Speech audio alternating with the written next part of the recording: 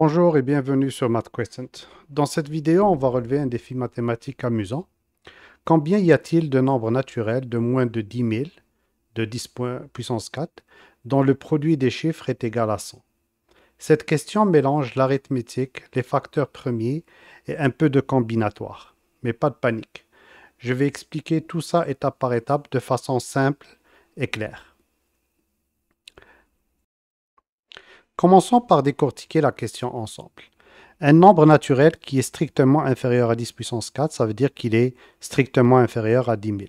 Ça veut dire aussi que n est plus petit ou égal que 9 999.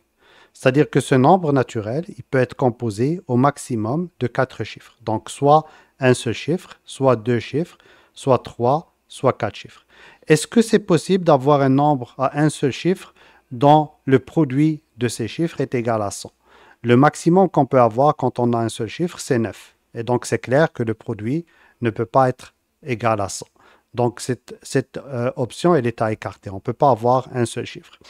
Si on regarde deux chiffres et on va avec le même raisonnement, si on met les plus grands chiffres possibles, donc 9 et 9, le produit, c'est 81. Donc, au plus, le produit va être égal à 81, encore inférieur à 100. Donc, deux chiffres, ce n'est pas possible. Donc, les possibilités qui nous restent, c'est soit 3 chiffres, soit 4 chiffres. Maintenant, regardons qu'est-ce que ça veut dire que le produit des chiffres est égal à 100. Prenons un exemple. Donc, si on prend n est égal à 6513 et on calcule les produits des chiffres, donc si on regarde les chiffres à partir de la gauche, le premier chiffre c'est 6, le deuxième c'est 5, le troisième c'est 1 et le quatrième c'est 3. Si on fait le produit de ces quatre chiffres, 6 que multiplie 5 ça fait 30, que multiplie 1 c'est encore 30, et que multiplie 3 ça fait 90.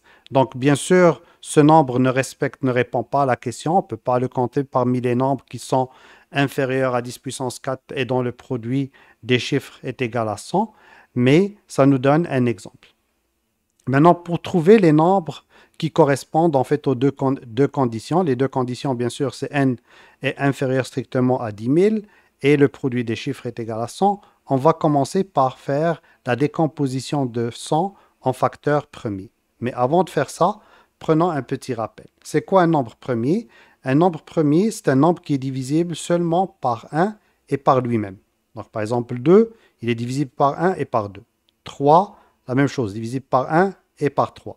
5, divisible seulement par 1 et par 5. Et ainsi de suite. Maintenant, qu'est-ce que ça veut dire de décomposer en facteurs premiers? C'est-à-dire on prend le nombre et on l'écrit sous forme du produit de nombres premiers. Donc, par exemple, ici, on prend le 40. Notre nombre, c'est 40. Puis on peut l'écrire comme étant 2, qui est un nombre premier, multiplié par un autre 2, qui est un nombre premier, multiplié par un troisième 2, et à la fin multiplié par 5. Donc ça fait 2 fois 2, 4. Que multiplie 2, ça fait 8. Que multiplie 5, ça fait 40. Donc on vient de décomposer 40 en nombre premier. Allons-y maintenant, décomposons 100 en nombre premier. La première chose qu'on fait, c'est qu'on prend le 100 et on le divise par le plus petit nombre premier possible, 2. Est-ce que 100 est divisible par 2? Oui, 100 divisé par 2, ça nous donne 50. Maintenant, on va prendre le résultat qui est 50 et on va essayer de le diviser par le plus petit nombre premier. Est-ce que 50 est divisible par 2? Oui. Donc 50 divisé par 2 est égal à 25. On prend le 25 et on regarde est-ce qu'on peut le diviser par le plus petit nombre premier? Non. 25 n'est pas divisible par 2.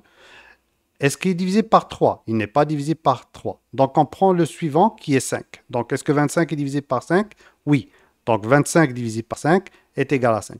On prend encore le résultat et on le divise par le plus petit nombre premier qui est encore 5. Donc, ça nous donne 5 divisé par 5 est égal à 1.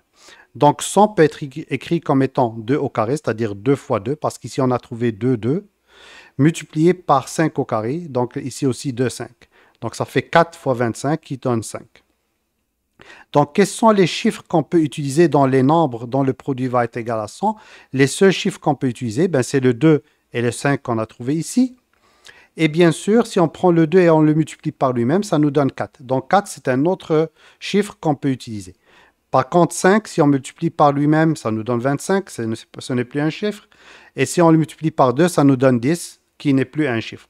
Je vous rappelle que les chiffres sont entre 0 et 9. Donc, les seuls chiffres possibles qu'on peut utiliser, c'est 2, 5 et 4. Donc, maintenant, ce qu'on a trouvé, c'est qu'on peut avoir seulement des nombres soit avec 3 chiffres, soit avec 4 chiffres. Et les seuls chiffres qu'on peut utiliser, c'est 2, 5 et 4. Donc, allons-y avec les premières possibilités. La première possibilité, on va utiliser 4 et 5 et 5. Donc, 4 que multiplie 5, ça fait 25 fois 4, ça fait 100. Donc ça, c'est un nombre qui respecte les deux conditions. Il est plus petit que 10 000 et le produit des chiffres est égal à 100. Mais ce nombre-là, on peut changer les places des chiffres et obtenir d'autres nombres. Donc c'est ce qu'on appelle les permutations. Donc faisons un petit rappel. C'est quoi une factorielle? Donc factorielle n, c'est le produit de n par le nombre qui est plus petit que n qui est n-1 par le suivant qui est plus petit que n-1 qui est n-2 jusqu'à 1. Donc un exemple, si on prend 5, c'est 5 que multiplie 5 moins 1 qui est 4, que multiplie 4 moins 1 qui est 3, que multiplie 3 moins 1 qui est 2 jusqu'à 1. Puis ce produit, ça nous donne 120. Maintenant, quelles sont les permutations? Combien de façons on peut permuter des objets distincts? La réponse, c'est factoriel n. Donc, par exemple, ici, on a 3 nombres.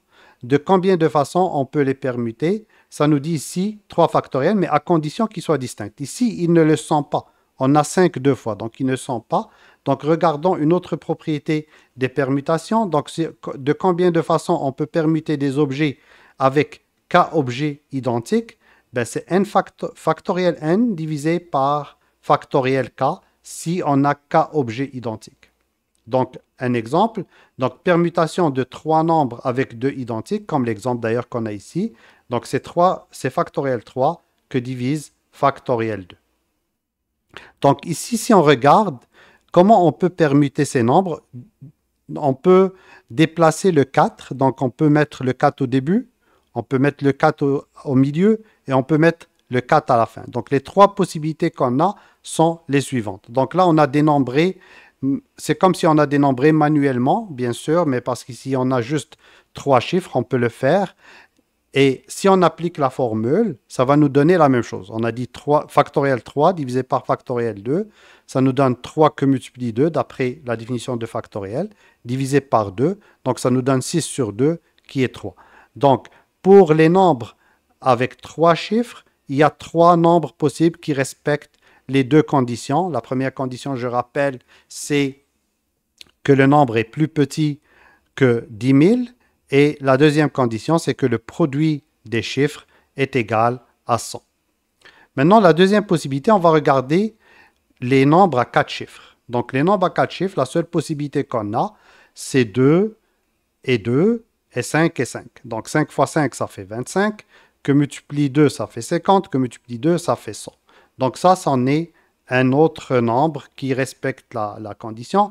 Mais on va regarder les permutations possibles. Donc ça, c'est les permutations possibles. Je les fais manuellement. Donc c'est 22. Je déplace le deuxième 2 au milieu. On le voit ici entre les deux 5. Ensuite, je le déplace à la fin. Ensuite, je prends le premier 2. Je le déplace au milieu. Et ensuite, je prends le deuxième 2 et je le déplace à la fin. Et ainsi de suite. J'obtiens 6. Maintenant, si on applique la formule qu'on a vue ici, donc ici, on a 4 nombres qu'on veut permuter, 4 chiffres qu'on veut permuter, et on a le 2 et le 2 qui sont identiques, et le 5 et le 5 qui est identique.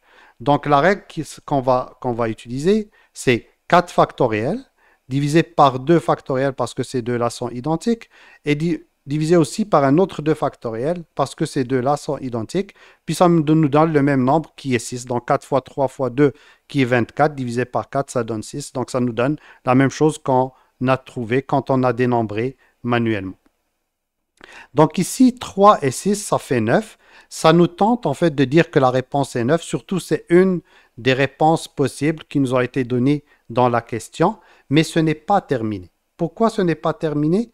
Parce que si on prend ces 3 chiffres-là et on ajoute un 1, on multiplie par 1, le produit reste 100. Donc, il y a une troisième possibilité qui est en utilisant le 1, le chiffre 1, le chiffre 4 et 2 fois le chiffre 5. Et bien sûr, ici, je ne peux pas dénombrer parce qu'il y en a beaucoup, mais c'est juste pour vous donner une idée. Si vous prenez cette possibilité qui est 4, 5, 5 et vous ajoutez le 1, vous pouvez le mettre au début, pouvez le mettre à la deuxième position, à troisième et à la quatrième. Et on fait la même chose avec les deux autres, donc le total va être 12.